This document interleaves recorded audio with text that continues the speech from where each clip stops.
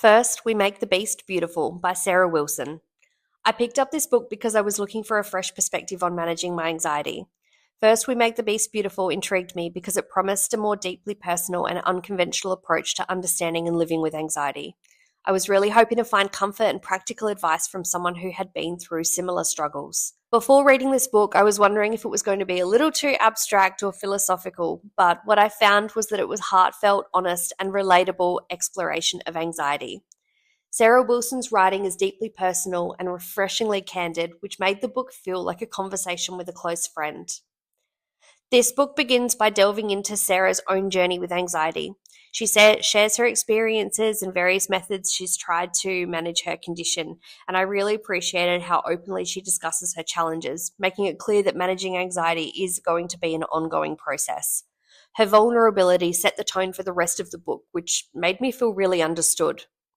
The book then goes on to explore various perspectives on anxiety, from historical and cultural viewpoints to some scientific explanations.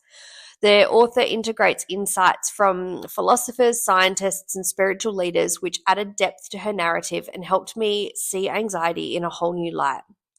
She offers practical strategies and techniques for managing anxiety, such as mindfulness practices, dietary changes, and lifestyle adjustments. One strategy that stood out to me was her emphasis on the power of routine and creating a scaffolding to support mental health. This practical advice was easy to implement, and it has made a noticeable difference in my daily life and how I feel. She includes personal anecdotes and interviews with experts, which provided a diverse viewpoint for additional context. These stories and insights enriched the book and made it much more engaging and informative.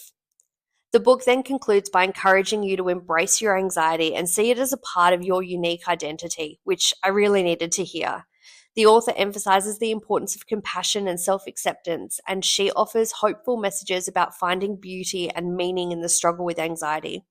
The book wraps up with a sense of optimism and empowerment, and it left me with a feeling of a new perspective on living with anxiety.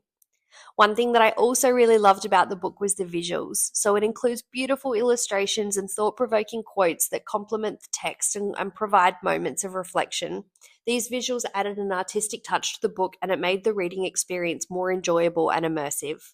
This book has made a significant difference in my life. Since reading First We Make the Beast Beautiful, I have felt more equipped to handle my anxiety.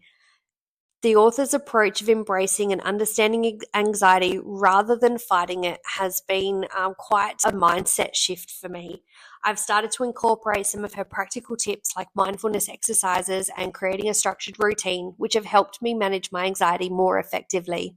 Overall, this book has really given me a nice sense of hope and a new way of looking at my anxiety, and I highly recommend it to anyone who might be struggling with similar issues.